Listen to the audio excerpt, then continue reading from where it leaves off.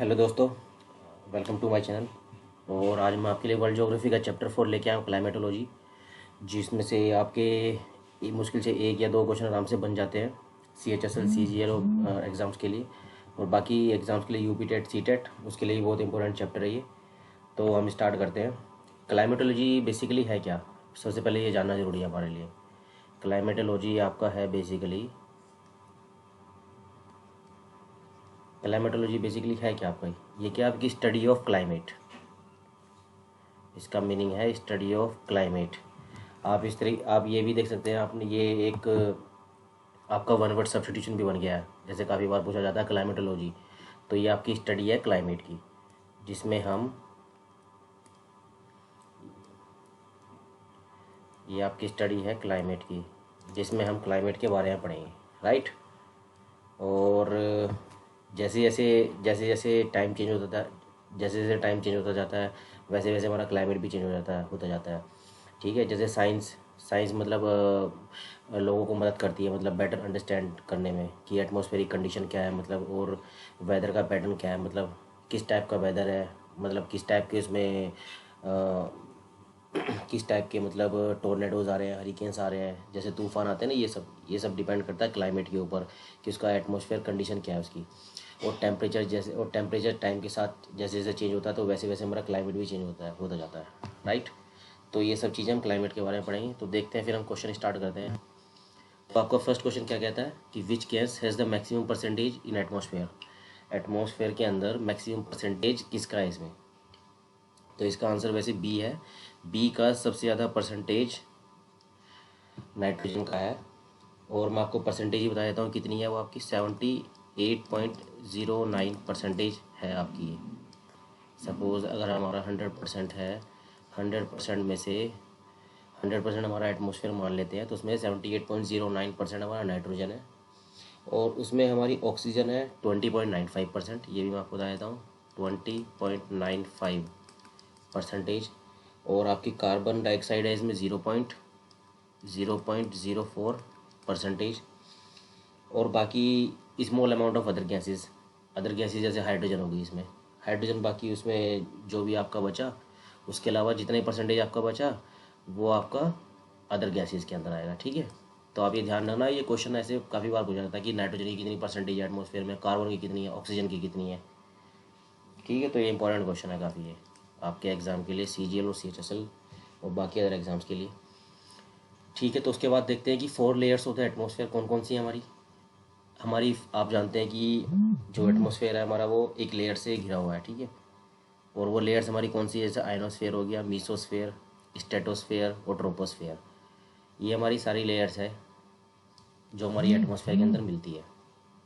और इन सब लेयर्स का मतलब डिफरेंट रोल्स है, मतलब एटमॉस्फेयर के अंदर। और इसके अलावा हमारा क्वेश्चन वैसे ही पूछा गया कि इनका करेक्ट असेंडिंग ऑर्डर क्या है इन टर्म्स ऑफ हाइट के अकॉर्डिंग हमें इसका करेक्ट असेंडिंग ऑर्डर में हमें इसको लगाना है। तो सबसे पहले हमारा आएगा इसमें ट्रोपोस्फेयर, राइट। ये हमारा सबसे पहले आएगा ट्रोपोस्फेयर। और इसका इसकी हाइट कितनी है, एटमॉस्फेयर में 0 से 16 किलोमीटर, 0 से 16 किलोमीटर के अंदर अंदर तक आपको ट्रोपोस्फेयर का एक लेयर होती है, ठीक है। फिर उसके बाद हमारी होती है स्ट्रेटोस्फेयर फिर हमारी ट्रोपोस्फेयर के बाद आती है लेयर ये वाली। तो ये हमारी कितनी होती है, 16 से 50 किलोमीटर के अंदर अंदर हमारी ये स्ट्रेटोस्फेयर लेयर हमारी मिलती है। उसके बाद फिर हमारा आता है मीसोस्फेयर आपकी होती है 50 से 80 किलोमीटर के दायरे में। उसके बाद फिर हमारी आयनोस्फेयर लेयर होती है, राइट। आयनोस्फेयर जो कि होती है हमारी 80 से 70 किलोमीटर के दायरे में। जैसे मैं आपको इसका एक डायग्राम भी दिखा देता हूँ, आप देख सकते हैं कि ये लेयर्स ऑफ एटमॉस्फेयर हमारी, ये देख सकते हैं आप, डिफरेंट लेयर्स ऑफ एटमॉस्फेयर है यहाँ पे। ये हमारी अर्थ है यहाँ पे, ये अर्थ के ऊपर फिर हमारी एक लेयर होती है ट्रोपोस्फेयर, ठीक है। ट्रोपोस्फेयर जो भी आप जितने भी ये सब आप जैसे देख रहे हैं यहाँ पे, जो लेयर है ये 0 से 16 किलोमीटर के दायरे के अंदर हमारी ये होती है। उसके बाद फिर हमारी आती है स्ट्रेटोस्फेयर, इसके ऊपर एक लेयर और होती है। फिर मीसोस्फेयर आप देख सकते हैं, ये हमारी एक लेयर है। उसके बाद फिर आप देख सकते हैं थर्मोस्फेयर, ये हमारी एक लेयर है। तो इस तरीके से हमारी पृथ्वी का बचाव होता है इन सब लेयर्स की वजह से। इनका सबका रोल है, डिफरेंट रोल्स है, पर मेरे हिसाब से आपको इतना पढ़ने की ज़रूरत नहीं है। आप जो भी मैं क्वेश्चन कवर करूँगा इनके ऊपर मतलब कुछ ऐसे क्वेश्चन कवर करूँगा जो इस लेयर के अंदर कवर हो जाएंगे ईजिली, ठीक है। अभी जैसे हम इसके ऊपर एक क्वेश्चन लेते हैं, और आपको मैंने इनका असेंडिंग ऑर्डर आपको बता चुका हूँ। जैसे आप इसमें भी देख सकते हैं, सबसे पहले ट्रोपोस्फेयर आएगा, फिर स्ट्रेटोस्फेयर, मीसोस्फेयर, थर्मोस्फेयर। तो आप इस तरीके से याद रख सकते हैं इसको, TSM, राइट, TSM और THE, TSM THE, troposphere, stratosphere, mesosphere और थर्मोस्फेयर, राइट। चलते हैं हम क्वेश्चन थर्ड पे। अब क्वेश्चन थर्ड क्या कहता है कि which of the following protect life on earth from the harmful radiation from the sun. जो हमारी हार्मफुल रेडिएशन आती है सन से, मतलब इनमें से कौन सी लेयर है जो अर्थ को प्रोटेक्ट करती है। हमारी इसमें ओजोन लेयर है। ओजोन लेयर हमारी एक ऐसी लेयर है अर्थ पर जो हार्मफुल रेडिएशन से मतलब प्रोटेक्ट करती है हमें, ठीक है। और आपको मैं बताना चाहूँगा, ये आपकी जो ओजोन लेयर है ये किस लेयर के अंदर पाई जाती है, ये हमारी स्ट्रेटोस्फेयर के अंदर पाई जाती है। ये ओजोन लेयर हमारी यहाँ पर पाई जाती है स्ट्रेटोस्फेयर के अंदर। यहाँ पे एक कवर होगा ओजोन लेयर का, जो भी हार्मफुल रेडिएशन आएगी सन से सबसे पहले ओजोन लेयर को हिट करेगी। सबसे पहले ओजोन लेयर उसका मुकाबला करती है जो भी रेडिएशन आती है, तभी वो उसके बाद फिर पृथ्वी पर पहुँच पाएगी। तो इसलिए कुछ क्वांटिटी में फिर भी जो ओजोन है, जो आपकी रेडिएशन है सन से, वो अर्थ पर आती है फिर भी, पर इतना नहीं आती।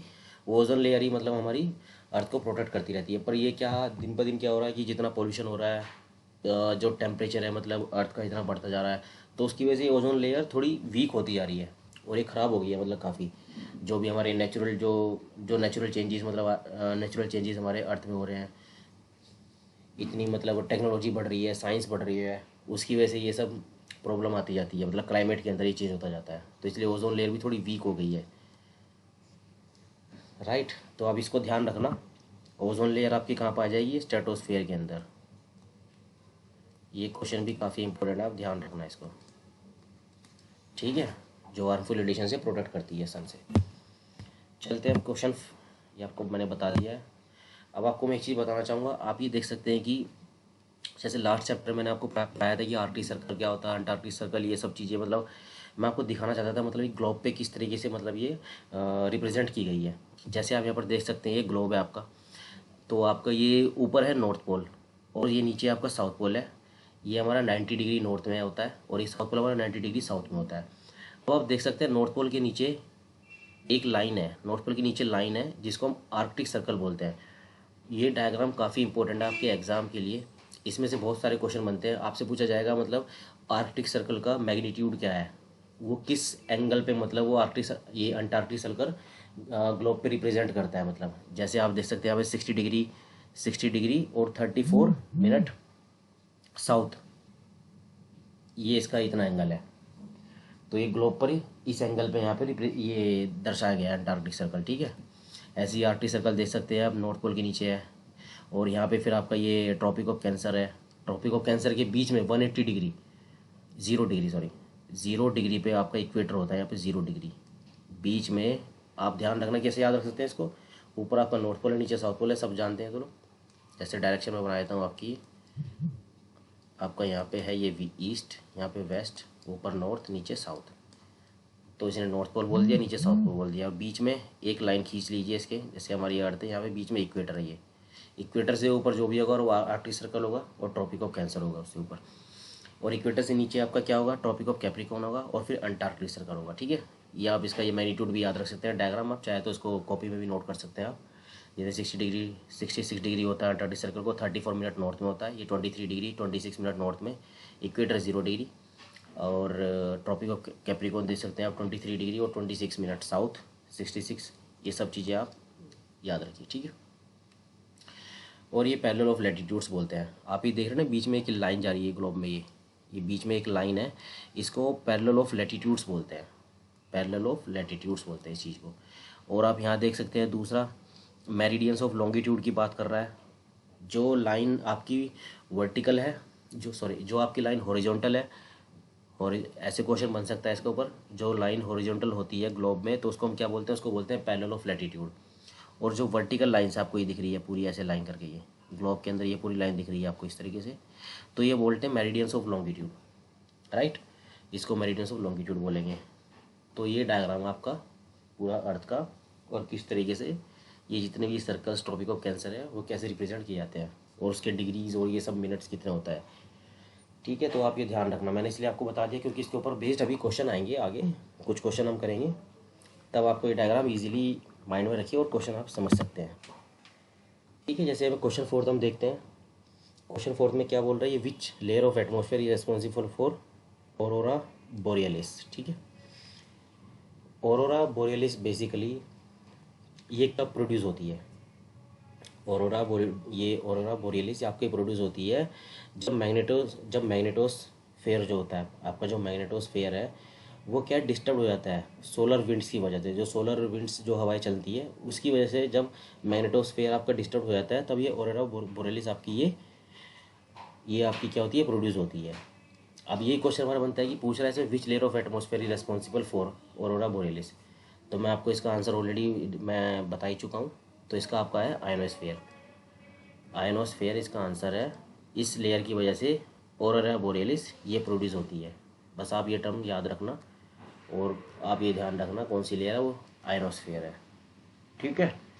चलते हैं क्वेश्चन फिफ्थ पे। क्वेश्चन फिफ्थ क्या कहता है हमारा, which one of the following regions of the USA is known as tornado alley. कौन सा रीजन है यूएसए का जिसे हम टोर्नेडो एली बोलते हैं, वो है आपका मिसिसिपी प्लेन्स। मिसिसिपी प्लेन्स इसका आंसर है। तो आप डायरेक्टली, ये क्वेश्चन इंपॉर्टेंट है काफ़ी और काफ़ी बार मतलब पूछा गया, आप देख सकते हैं CGL के पुराने प्रीवियस क्वेश्चन उठा के देखिए, उसमें आपको एक क्वेश्चन इजीली मिल जाएगा, ठीक है। वर्ल्ड ज्योग्राफी के अंदर से इस तरीके के क्वेश्चन बनते हैं, होते ही ईजी है लेकिन हम याद नहीं रख पाते उस चीज़ को, ठीक है। तो ये यूएसए का रीजन है, एक मिसिसिपी प्लेन्स है जिसको हम टोर्नेडो एली भी कहते हैं, राइट। चलते हैं क्वेश्चन सिक्स पे। क्वेश्चन सिक्स क्या कहता है, cyclones does not originate in the regions of south Atlantic and south Pacific because, किसकी वजह से साइक्लोन कहाँ पर ओरिजिनेट नहीं होता है, किस रीजन में, साउथ अटलांटिक और साउथ पैसिफिक दो ऐसे रीजन है जहाँ पर क्या साइक्लोन ओरिजिनेट नहीं होता है। वो किसकी वजह से होता है, क्योंकि वहाँ पे जो सी सरफेस टेम्परेचर है वो काफ़ी लो है। इसका राइट आंसर आपका ये है, क्योंकि जो सी के समुद्र का जो सरफेस है उसका टेम्परेचर वहाँ पे काफ़ी लो है, तो उसकी वजह से वहाँ पे कभी भी साइक्लोन्स मतलब प्रोड्यूस ही नहीं होते, मतलब होते ही नहीं है वहाँ पे, आते ही नहीं है साइक्लोन्स इन एरियाज़ में। आप ये याद रखना। क्वेश्चन दो तरीके से पूछा जाता है कि cyclone does not origin in the regions of south Atlantic. South Atlantic में मतलब साइक्लोन प्रोड्यूस नहीं होता, किसकी वजह से, क्योंकि वहाँ पर सी टेम्परेचर लो है। दूसरा क्वेश्चन ऐसे बना देगा वो कि ये साउथ पैसिफिक में साइक्लोन क्यों नहीं ओरिजिनेट होता है, तो वो भी इसकी वजह से नहीं होता है, साउथ सी सरफेस टेम्परेचर वहाँ पे लो है, इसकी वजह से वहाँ पे साउथ पैसिफिक में साइक्लोन ओरिजिनेट नहीं होता है, ठीक है। तो आप ये क्वेश्चन याद रखना इस तरीके से। चलते हैं क्वेश्चन 7 पे। High altitude clouds are, high altitude clouds को हम क्या बोलते हैं, इसको हम बोलते हैं सीरोस्ट्रेटस, ठीक है। क्या बोलते हैं, साइरोस्ट्रेटस। साइरोस्ट्रेटस बेसिकली क्या है, ये ट्रांसपेरेंट हाई क्लाउड्स है, ये ट्रांसपेरेंट होते हैं, हमें दिखते नहीं है ये क्लाउड्स, और ये काफ़ी, और बोला गया जैसे हाई ऑल्टीट्यूड क्लाउड्स होते हैं। हाई ऑल्टीट्यूड का मतलब हाइट, ऑल्टीट्यूड का मीनिंग है यहाँ पे हाइट, मतलब काफ़ी हाइट पे ये क्लाउड्स होते हैं और ट्रांसपेरेंट होते हैं जो हम देख नहीं पाते हैं, और इन्हीं को हम बोलते हैं साइरोस्ट्रेटस। इनका दूसरा नाम भी ये है, साइरोस्ट्रेटस, आप याद रख सकते हैं, ठीक है। चलते हैं क्वेश्चन 8 पे। क्वेश्चन 8 क्या बोल रहा है, what are roaring 40s। Roaring 40s क्या है, फ्यूरियस 50s क्या है, और श्राइकिंग 60s क्या है, ठीक है। श्राइकिंग 60s क्या है आपका ये, तो ये सब आपके हैं, ये आपकी वेस्टरलाइज हैं, क्या बोलते हैं, वेस्टरलाइज। वेस्टरलाइज में लाइज हैं आपके ये साउदर्न हेमिस्फेयर में, राइट। ये आप क्वेश्चन इस तरीके से याद रखना, ये आपकी टर्म इस तरीके से पूछी जा सकती है, ये आपके वेस्टरलाइज है साउदर्न हेमिस्फीयर में, ठीक है। आप क्वेश्चन को याद रखना क्वेश्चन 8। अब चलते हैं क्वेश्चन 9 पे। The seasonal reversal of winds is the typical characteristic of. जो सीजनल रिवर्सल ऑफ विंड्स है वो टिपिकल कैरेक्टरिस्टिक किसकी है? एक कैरेक्टरिस्टिक है इसकी जिसको हम क्या बोलते हैं? Mediterranean climate. ठीक है, आप ये याद रखना, seasonal reversal of winds is the typical characteristic of Mediterranean climate. ये मेडिटेरियन क्लाइमेट की एक टिपिकल कैरेक्टरिस्टिक है। ठीक है, चलते हैं क्वेश्चन 10 पे। क्वेश्चन 10 क्या कहता है? विच one of the following continents has all types of climate. ऐसा कौन सा कॉन्टिनेंट है जिसके पास सारे टाइप्स के क्लाइमेट हैं? वो आपका आंसर है Asia. Asia is the correct answer, जिसके पास हर टाइप्स के क्लाइमेट है। यहाँ पे हर टाइप्स के क्लाइमेट यहाँ पे प्रोड्यूस होते हैं। जो भी टेम्परेचर, जो भी एटमॉस्फेयर कंडीशंस है और जो भी टेम्परेचर है अर्थ के अंदर, ठीक है, उसकी वजह से जो क्लाइमेट चेंज होता है वो एशिया में सबसे ज़्यादा पाया जाता है। तो आप क्वेश्चन को ध्यान रखना इस तरीके से। ठीक है, चलते हैं क्वेश्चन 11 पे। Which one of the following locations have blood rains. ऐसी कौन सी लोकेशंस है जहाँ पे ब्लड रेन होती है? ब्लड रेन मतलब खून की वर्षा। खून की वर्षा आपकी इटली में होती है, इटली में देखने को मिल सकती है आप ये। और ये काफ़ी इंपॉर्टेंट क्वेश्चन है, आप इसको याद रखिए, पेपर में एग्जैक्ट ऐसे ही सीधा डायरेक्ट क्वेश्चन पूछा जाएगा। ये ब्लड रेन है आपकी। ये ब्लड रेन जो प्रोड्यूस होती है, मेरे को थोड़ा सा बता देता हूँ इसमें। जैसे इस टर्म को जो हम क्या बोलते हैं, जो ब्लड रेन है ये बेसिकली किसकी वजह से मतलब प्रोड्यूस होती है? इसमें क्या होता है, एक रेन होती है जिसमें मतलब सैंड की रेन होती है। वो रेन होती है जिसके अंदर सैंड भी होता है। ठीक है, और जो सहारा डेजर्ट से मतलब ये सहारा डेजर्ट से आपकी प्रोड्यूस होती है, मतलब वहाँ से उत्पन्न होती है आपकी सहारा डेजर्ट से जो ब्लड रेन है। और उस रेन के अंदर क्या हमारी सैंड होती है। ठीक है, और वो रेडिश कलर की होती है बेसिकली। किस कलर की होती है? Reddish, reddish colour. आपसे क्वेश्चन पूछा जाता है इटली में जो ब्लड रेन का कलर होता है रेडिश कलर होता है वो। ठीक है, इसलिए उसे खून की वर्षा बोलते हैं। ठीक है, ये सिर्फ इटली में ही देखने को मिल सकता है आपको ये सिर्फ। ओके, तो चलते हैं हम फिर 12th क्वेश्चन पे। Which one of the following is a feature of tropical savanna. ठीक है, ट्रॉपिकल सवाना का कौन सा एक फीचर है इसमें? वो है आपका a definite dry and wet season. एक ड्राई और वेट सीज़न यहाँ पे प्रोड्यूस होता है ट्रॉपिकल सवाना के अंदर। ठीक है, सीज़न मतलब चेंज होता रहता है, कभी ड्राई होता है कभी वेट होता है। और ये ऑल्टरनेट डेज पे मतलब ये सब होता है। ठीक है, ऑल्टरनेट डेज पे मतलब ये चेंज होता है। सपोज आज मंडे को ड्राई हुआ और फिर ट्यूसडे को वेट होगा, ऐसी वेडनेसडे को ड्राई, तो ऑल्टरनेट डेज पे मतलब चेंज होते रहते हैं, ऐसा सीज़न ये। तो बेसिकली ये ट्रॉपिकल सवाना की एक फीचर है, मतलब फीचर मतलब करेक्टरिस्टिक आप बोल सकते हैं। ये महत्वता है इसकी। ठीक है, ट्रॉपिकल सवाना की, आप इस चीज़ को आप याद रखना। चलते हैं हम क्वेश्चन 13 पे। क्वेश्चन 13 क्या कहता है? ये क्वेश्चन बेसिकली एक थियोरी भी है और एक डेफिनेशन ही बन जाएगी पूरी ये। और इसमें से आप ये, मैंने इसलिए लिखा है ये 3-4 लाइन का क्वेश्चन, क्योंकि इसमें से सारे क्वेश्चन आप कवर कर सकते हो ईजिली। ठीक है, मैंने एक ही लाइन में इसका आंसर दे दिया सब। अगर पूछा जाता है तो आप इसको याद रखना, सिरोको। सिरोको बेसिकली क्या लिखा ना, हॉट ड्राई डस्टी विंड है ये, जो ओरिजिनेट होती है सहारा डेजर्ट में। सहारा डेजर्ट में ओरिजिनेट होती है, which blows from the desert interior. रेगिस्तान के अंदर से मतलब ये उत्पन्न होती है और कहाँ जाती है? कूलर ठंडे मेडिटेरियन सी में जाती है, टूवर्ड्स यूरोप, यूरोप की साइड जाती है। इसमें देखो कितने सारे क्वेश्चन बन गए हैं। जो सिरोको है वो उसको क्या बोलते हैं? एक हॉट ड्राई डस्टी विंड है वो। ठीक है, मतलब बहुत ही गर्म और सूखी एक डस्ट मतलब रेतीली एक हवा है। ठीक है, और कहाँ से उत्पन्न होती है वो आप इसका आंसर दे सकते हैं, सहारा डेजर्ट से उत्पन्न होती है। और कहाँ से? मतलब डेजर्ट के इंटीरियर से। ठीक है, और कहाँ पर जाती है? फिर वो मेडिटेरियन सी के अंदर जाती है, मेडिटेरियन सी के अंदर जाती है। ठीक है, किस साइड? मतलब यूरोप की साइड जाती है। देखा इसमें कितने क्वेश्चन बन गए। एनसीईआरटी से मैंने खुद पढ़ के ये सब क्वेश्चन इस तरीके से निकाले हैं, खुद मैंने बनाए हैं। ठीक है, और बहुत इंपॉर्टेंट क्वेश्चन है ये सब चीज़, सब आप इन्हीं क्वेश्चन को आप याद रखिए और इजीली आप एग्जाम में देखने को मिल सकते हैं आप डायरेक्टली ये question. Scirocco is known by various name बोल रहा है। सिरोको इज़ नोन बाई, और भी मतलब बहुत सारे नाम से जाना जाता है सिरोको ये, डिपेंडिंग अपॉन द कंट्री। ये सिर्फ कंट्री के ऊपर डिपेंड करता है कि किस कंट्री में हम इस नाम को मतलब किससे बोला जाए। ठीक है, और which one of the following does not belong to the group. अब पूछ रहा है इसमें से which one of the following, इनमें से ऐसा कौन सा है जो बिलोंग नहीं करता है इस ग्रुप से, मतलब सिरोको ग्रुप से जो बिलोंग नहीं करता है ये आपका, इसका आंसर है ग्रीगेल। ग्रीगेल ये आपका इंपॉर्टेंट क्वेश्चन है, आप याद रखना, आपको मिलेगा। और आपको इस तरीके से टफेस्ट ये क्वेश्चन और ये लैंग्वेज इस तरीके से आपको बाकी यूपी टेट में देखने को मिल सकता है, आपको सी टेट में देखने को मिल सकता है, और यूपी पीसीएस में भी आपको इजीली ये क्वेश्चन मिल जाएगा। इस तरीके से क्वेश्चन डिज़ाइन किया गया है आपको। ये यूपी पीसीएस के लिए भी इम्पोर्टेंट क्वेश्चन है, आपका यूपी टेट के लिए भी इम्पोर्टेंट क्वेश्चन है, और ये सी टेट में भी ऐसा क्वेश्चन पूछा जा सकता है। इसी में से 3-4 क्वेश्चन घुमा के वो एक क्वेश्चन बना सकते हैं, ठीक है। तो आप ग्रीगेल इसका याद रखना, ग्रीगेल इसमें से आप याद रखना जो बिलोंग नहीं करता इस ग्रुप से, ठीक है। जैसे मैं बता देता हूँ आपको, मैं कुछ नाम बता देता हूँ। जैसे सिरोको को जैसे चिली चिली नाम से जाना जाता है, चिली नाम से जाना जाता है। जैसे सिरोको को चिली नाम से जाना जाता है। साफ लिख देता हूँ आपके लिए मैं थोड़ा, किस नाम से जाना जाता है, चिली नाम से। और वो कहाँ पर, जैसे मैंने आपको बताया कंट्री के ऊपर भी डिपेंड करता है इसको, मतलब सिरोको को क्या बोला जाए वहाँ पे। सिरोको को चिली बोला जाता है, कहाँ पर, ये तुनिशिया। तुनिशिया एक कंट्री है, तो वहाँ पे उसको चिली नाम से जाना जाता है। और जैसे मैं बताता हूँ घिबली, जैसे लीबिया में क्या बोलते हैं, लीबिया आपकी कंट्री है तो वहाँ पर इसको बोलेंगे घिबली। 2-3 आपको इंपॉर्टेंट नाम मैं बता देता हूँ, इसको वहाँ पर घिबली बोला जाएगा। और स्पेन में जैसे क्या बोलते हैं, स्पेन में इसको बोला जाता है लीविच। क्या बोलते हैं, लीविच। कहाँ पर,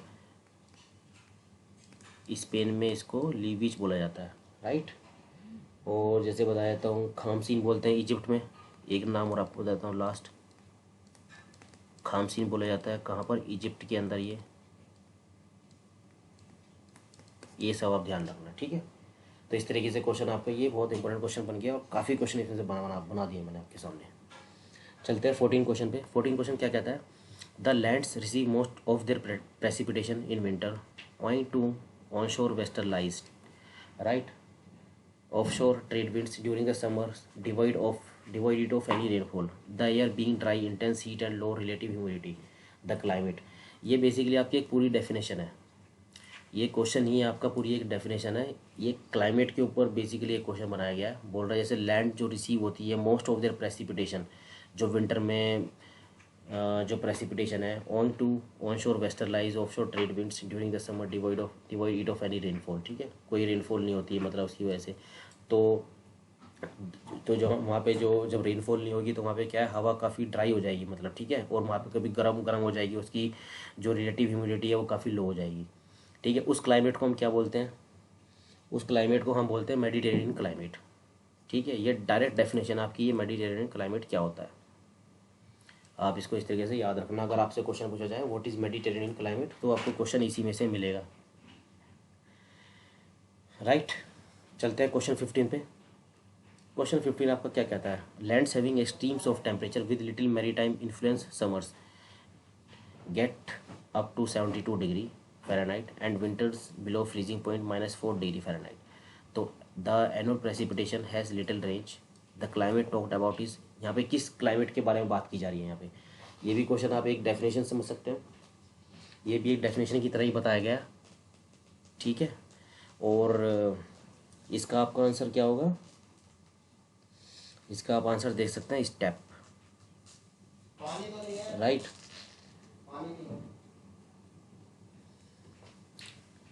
एक स्टेप, ये आपका स्टेप नाम से एक क्लाइमेट है जिसके बारे में यहाँ पर बात की गई है, ठीक है। ऐसी लैंड जहाँ पर एक्सट्रीम्स ऑफ टेम्परेचर होता है with little maritime influence summer, वहाँ पे काफ़ी लिटिल इन्फ्लुएंस होता है, मतलब समर का मतलब गर्मी वहाँ पे काफ़ी कम होती है। Get up to 72 degree Fahrenheit तक वहाँ पे टेम्परेचर पहुँच जाता है। और विंटर जो सर्दी होती है वहाँ पे फ्रीजिंग -4 डिग्री तक वहाँ पे टेम्परेचर पहुँच जाता है। तो ऐसे क्लाइमेट को हम स्टेप बोलते हैं, ठीक है। आप याद रखना, किससे याद रख सकते हैं, वहाँ पे 72 डिग्री फ़ारेनहाइट मतलब समर में उसका जो टेम्परेचर पहुँच जाता है, और विंटर में जो उसका जो टेम्परेचर है वो -4 डिग्री फ़ारेनहाइट तक चला जाता है। ऐसे क्लाइमेट को हम स्टेप बोलते हैं, ठीक है। आप ये क्वेश्चन ध्यान रखना, ठीक है। तो हम कुछ क्वेश्चन मैं आपको बताना चाहूँगा, जैसे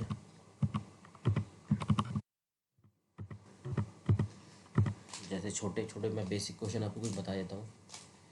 जैसे हम आपको एक प्लेस बताता हूँ, कुछ हम देख लेते हैं। स्टैटिक वर्ड्स हम देख लेते हैं। 1 मिनट में इसको क्लियर कर लेता हूँ आपके लिए।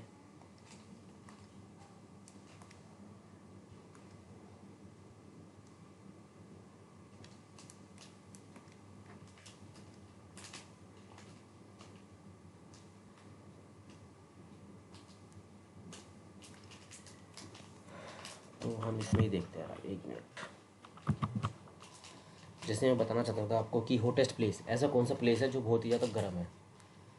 आप सभी लोग जानते हैं और मैं उस क्वेश्चन को कवर भी कर चुका हूँ बीच में काफ़ी बार। हॉटेस्ट प्लेस, सबसे गर्म जगह है आपकी ये सहारा डेजर्ट। सहारा डेजर्ट सबसे हॉटेस्ट प्लेस है, आपको याद रखना। स्टैटिक वर्ड है बेसिकली। और कोल्डेस्ट प्लेस, सबसे ठंडा प्लेस आपको कौन सा है? सबसे ठंडा प्लेस आपका है अंटार्कटिका।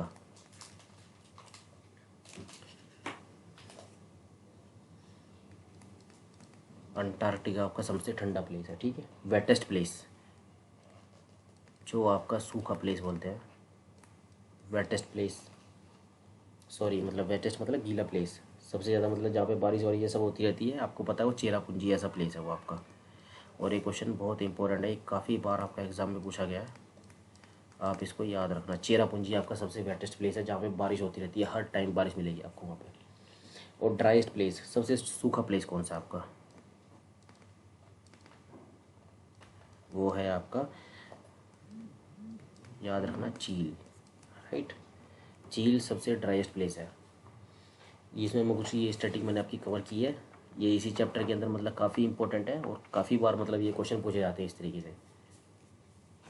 मेरे हिसाब से आपको कुछ और क्वेश्चन करने की ज़रूरत ही नहीं है। जितना मैं आपको वर्ल्ड ज्योग्राफी ये पढ़ा रहा हूँ, आप इन सब क्वेश्चन को एक बार पढ़ लीजिए, आपको कुछ और देखने की ज़रूरत नहीं है। आप सारे क्वेश्चन इसमें से देख सकते हैं एग्जाम्स के अंदर। ये मैंने अपने एक्सपीरियंस के बेस्ड पर आपको सारे क्वेश्चन कराए यहाँ पर। ये कुछ और देख लेते हैं, जैसे क्वेश्चन काफ़ी बार पूछे जाते हैं, जैसे कुछ टोर्नेडोज़ होते हैं, मतलब कुछ तूफ़ान होते हैं जिनको मतलब डिफरेंट डिफरेंट नाम से जाना था अलग कंट्री में।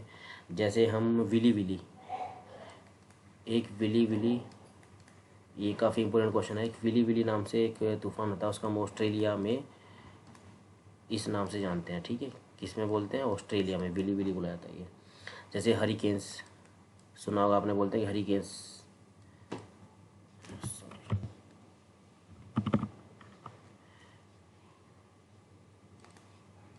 जैसे हरिकेन्स, हरिकेन्स मतलब कहाँ पर बोलते हैं? ये यूएसए में, ठीक है। टाइफून्स बोलते हैं, टाइफून्स मतलब चाइना में, काफ़ी टाइफून्स चाइना में नाम बोला जाता है इसका ये। और इंडिया में तो आप जानती तूफ़ान बोलते हैं। और एक और मैं आपको बताता हूँ, फिलीपींस में क्या बोलते हैं? फिलीपींस, 1 मिनट में साफ लिखता हूँ आपके लिए। ये सब इंपॉर्टेंट स्टैटिक क्वेश्चन बन रहे हैं आपके, स्टैटिक भी है और मैं आपको साथ साथ वैसे भी को आपको पूरा जितने भी क्वेश्चन है वो भी मैं आपको कवर करा रहा हूँ, ठीक है।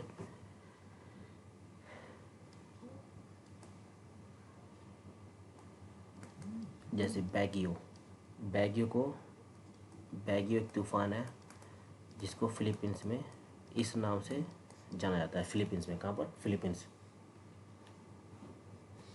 राइट। तो ये मेरी तरफ से था, मैंने आपको मोस्टली स्टैटिक और वैसे भी मैं आपको क्वेश्चन जो भी आने लायक है एग्ज़ाम में आपके, मैं कवर करा चुका हूँ, ठीक है। और ये सीटेट यूपी टेट के लिए भी काफ़ी इंपॉर्टेंट क्वेश्चन है, तो आप जो सीटेट वाले बच्चे हैं और यूपी टेट के हैं और बाकी यूपी पीसीएस की जो तैयारी कर रहे हैं वो भी इन क्वेश्चंस को जरूर देखें। इसी तरीके से आपको शॉर्ट क्वेश्चंस मिलेंगे आपको वहाँ पर पेपर में देखने। और जो मैंने स्टैटिक आपको कराया ये काफ़ी इंपॉर्टेंट क्वेश्चन है, 8 क्वेश्चन मैंने आपको इसके अलावा और कराया मैंने, वो इंपॉर्टेंट क्वेश्चन है, ठीक है। तो ठीक है, मैं फिर नेक्स्ट चैप्टर के साथ फिर दोबारा से मिलते हैं आपको, और नेक्स्ट स्लाइड में आपके लिए लेके आ रहा हूँ। थैंक यू दोस्तों, आप मेरे को फॉलो कर सकते हैं, इंस्टाग्राम आईडी मेरी ये है और फेसबुक आईडी है और टेलीग्राम चैनल मेरा ये है, ठीक है दोस्तों, थैंक यू।